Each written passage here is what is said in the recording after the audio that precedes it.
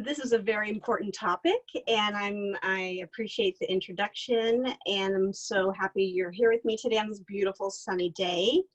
I'm Nicole Taylor, as Zach says, and a 16-year survivor and program coordinator here at Cancer Lifeline. I was able to pull this or build this presentation together with our program director, Megan, and in just flying solo, bringing it to you today.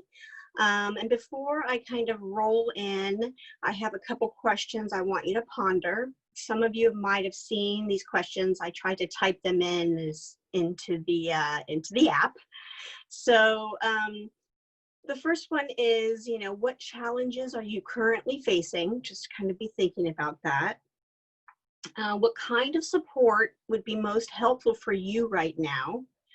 And what are you hoping to take away from the offering today? Yeah, that one I'm on. Good. So I am going to share my screen here 1 second. And I will be able to share this handout, I believe. Can everyone see it okay? I'm hoping. Zach, yes. Okay, super. So when, this topic is interesting, coping with cancer when you're on your own. Now, this can mean a lot of different things. Maybe you are a single person. Maybe you are, young and dating and kind of that time in your life. You might be estranged from your family. You might be geographically separate from your family. And so there's a lot of different ways, or you could be widowed, that type of thing. So, there's a lot of, I think when people hear about cancer diagnosis, it's all about the family. I'm going to stop sharing for a minute. It's all about the family. You see these pictures of everybody hugging and holding, and so maybe that's not you. Maybe you are, tackling this alone, whether you're newly diagnosed or, further out from treatment. And, you're kind of just figuring out how to do this. Now, isolation is the #1 thing that seems to impact people with cancer. And this is something we talk about with our Lifeline training that we have as part of Cancer Lifeline. And, kind of understanding, that isolation is a big part of cancer. And that's kind of where supportive services and programs like Cancer Lifeline, like this awesome conference, are here to kind of help with that isolation, whether it's one-on-one or bringing you together with other community of people with shared experience. There's a lot of power with that. So, kind of understanding our needs, what are our needs when you kind of think of us as a whole? The need for information. So how many on the call today, you can even just raise your hand. I was a former teacher, sorry. How many of you got on the minute you got your diagnosis and you were on the internet researching everything you could? Maybe you had a stack of papers this high when you went to talk to your oncologist. Maybe you had a lot of questions for the social worker at your cancer center. Yes, Rosalie, thank you. So, we need information. So we want information about, of course, our cancer, but it goes on so much more to that when we talk about sort of the emotional impact of cancer. But then there's the actual practical things. How do I get a ride to treatment? Or maybe, what's the best app for dating while living with cancer? Maybe that's a question for someone who wants to start thinking about that. The need for inclusion rather than isolation, I think is key, and really is basic everything we do at Cancer Lifeline. We also need to express our feelings freely without, facing judgment. So maybe these are things you've thought before. I feel guilty asking people for help. That's kind of a hard one. People say, oh, let me know if you need anything. But when you really do need something, are you reaching out? How do you reach out? Who do you reach out to? And kind of how to negotiate that. Um, I get upset when people try to make me feel positive about cancer. So again, this is about expressing our feelings. Do we always have to be unicorns and rainbows? No, we do not. Cancer is a hard experience to go through. If you're in the middle of treatment, whether you're, a longtime survivor, everyone processes it differently. And, you bring to the table whatever you're feeling, and that's okay. That's how it should be. So just know that there are places where you can get this type of support, where you can just be who you are and say it like it is and not worry about anybody else. The other need that I think many cancer survivors face is the need for choice and control. So the minute you hear those words, you have cancer, the control has been taken away, a lot of control. Whether, again, physical abilities, maybe you're working full-time, maybe you're caring for your family, young children, maybe you're in college, maybe you're building your career. Can you continue to do those things at that rate through treatment? What can we do to help feel like we're in control of our cancer experience? We can't control what happened, that moment that the shoe dropped, but we can control how we process it, how we react to it, how we live with cancer. Sometimes it can feel like your emotions are running you instead of you running your emotions, and that's okay. There's going to be good days and bad. There's going to be harder days than some. There'll be a little easier days. Go with what you're feeling. Try to find ways to express it. And, I'll talk about those a little bit later. And just know that it's okay, and that there is no one way to feel about cancer, one way to process a cancer diagnosis, or as a caregiver, or as I know we have quite a few healthcare providers and social workers here today on the conference. So getting the support you need. How do we get the support that you need for all of the needs that we face? First, I'd say identify your particular needs. Again, these are going to be different for everyone. Maybe you need something like lots of helping hands to help you organize meal delivery or rides to treatment, or maybe help you with house cleaning. Maybe you need emotional support. We have Cancer Lifeline, we have the Lifeline chat and volunteers sitting by all day, but there's also wonderful emotional support that I can go into more later. And so after you're kind of figuring out what your needs are, like, what do I really need? What's the top? Maybe there's a list of 5 or 10, but what's the top need? Then you can kind of focus that and say, all right, take inventory on the resources you have. So again, is it reaching out to a friend, a family member, a neighbor, a nonprofit, cancer support person like me, to find out what resources are available and to get tapped into those resources. Take small steps to start making little changes that are going to help you manage your circumstances. So whether that is, setting up a phone tree, setting up a blog, or setting up something like Lots of Helping Hands so that you can focus on yourself and healing, and you can try to get some help from those out there. You never know who will come forth and help you. I remember when I was diagnosed, I had my entire neighborhood do a collection for me. And I hadn't spoken to any of them. I'd been fairly new in the neighborhood, and they raised over $300. I remember just crying and reading this card. So, I didn't know. Many of my friends were working. I was young.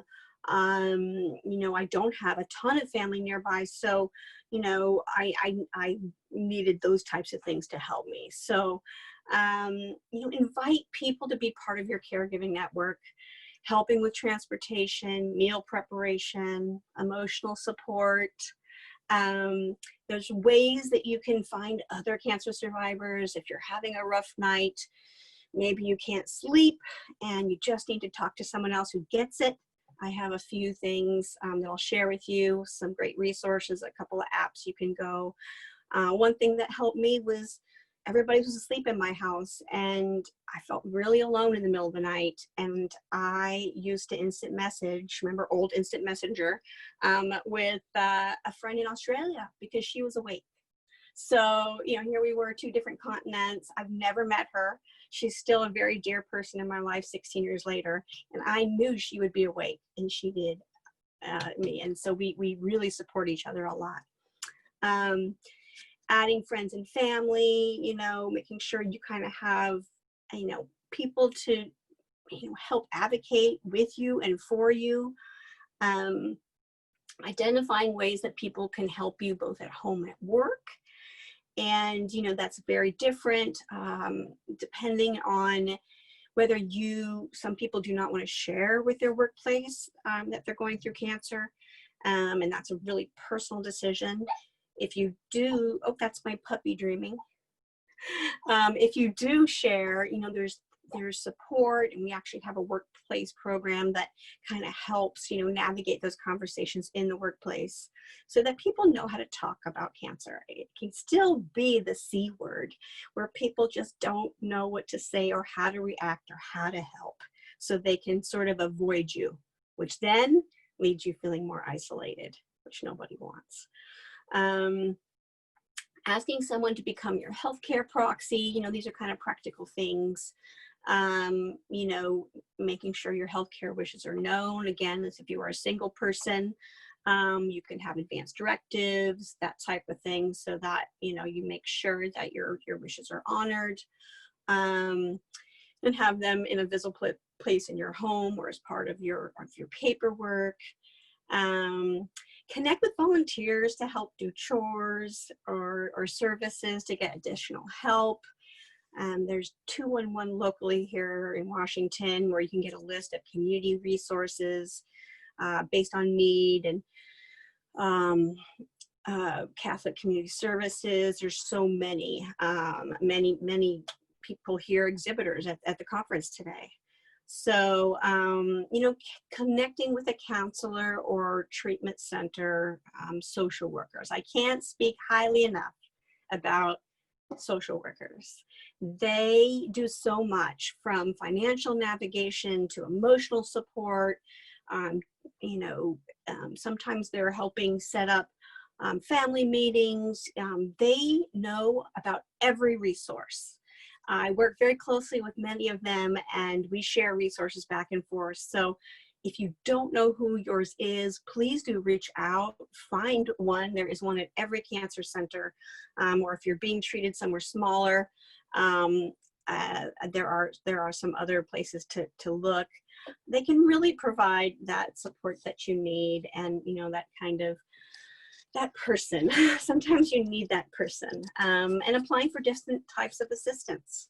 Right now, it's a little challenging for some folks financially, and I'm assuming even because of COVID, getting to and from treatment safely, that type of thing. So, be your own advocate, get to those resources.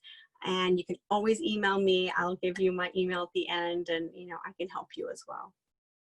So, getting a list of people you can call and text when you're having a hard day. Okay, those are going to happen. I have my list of friends. So, sometimes I just need to vent. I just need to talk.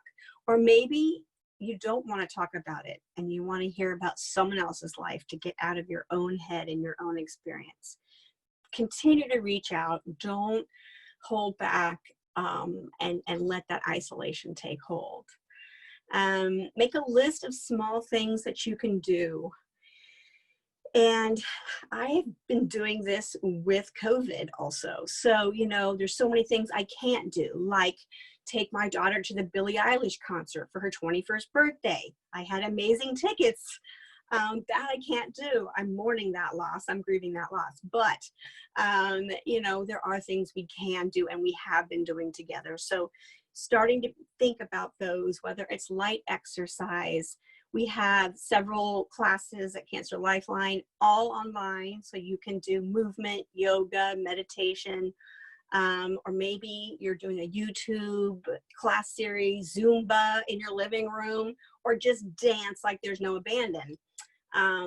Do those things that fill your heart, because that is going to help power you through, depending on who you have to support you in your life.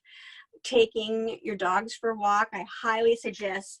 Puppies and kittens, pets are amazing, but sometimes they get me out of the house. I will have realized that I haven't left my house in a week because I'm self-isolating like many of you. And so sometimes that dog walk is the only time I'm actually leaving these walls. And it's important for your mental health and emotional health and psyche, just to see the horizon for a minute. There's other great things you can do. Journaling, writing down how you're feeling. I have done this throughout my cancer experience, and when I look back to some of those hard days, it's amazing and makes me feel good and about the resilience we all have to get through this. But it's also, interesting to just kind of look through patterns and just to get it out on paper. Meditation, chair dancing, you can dance right in your chair. Maybe picking up a hobby that's interesting to you, something outside of cancer. If cancer is kind of your world right now, maybe volunteering. There's something about being in the service of others, like Mr. Rogers says, that kind of makes you forget about your own experience a little bit. Art therapy is another wonderful way to just sort of process and express these feelings of isolation and loss of control and those types of things. You're making choices about how to manage difficult conversations and topics, when to tell folks, how to share these issues with friends and family, explaining the need, that you might have recurrence or a spread of cancer. Sexuality and intimacy and body image is a huge part of the cancer experience, and especially for those dating. We have whole classes just about this, so I couldn't even attempt to try to touch that topic, but it is big. And sometimes you don't want to over identify as a cancer survivor, so that can be also difficult if you are in sort of that dating. So just finding the balance, navigating those relationships that you have, and riding that roller coaster as they do change and shift a little bit as you are kind of going through diagnosis to active treatment and beyond. Maybe you've had a recurrence, so you are in treatment ongoing. I often say it's like a carousel. It keeps going around, and we're just riding the carousel up, and it keeps going. So sometimes you're up here, sometimes you're down there, and that's just sort of how it is. Taking classes on topics such as stress management is key right now. We have a lot of that happening. Art therapy, yoga, coping with the changes that cancer brings to your life, and then kind of starting to wrap this up, thinking about an action plan. Visualize what it is you want, because we've gone back a little bit and tried to identify what your needs are. We can find resources to help find those needs, but kind of make a plan. Maybe each week you're going to choose one item on your list that you can tackle. Going to a class, online, of course, Cancer Lifeline, wherever, calling a friend. What happened to the good old-fashioned phone? I am even guilty of this. I'm not even a millennial, but I just don't talk on the phone very much.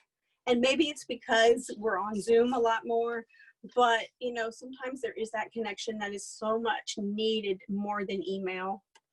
And please consider indulging. That's right. You have a little permission to indulge. So, quality of life is important.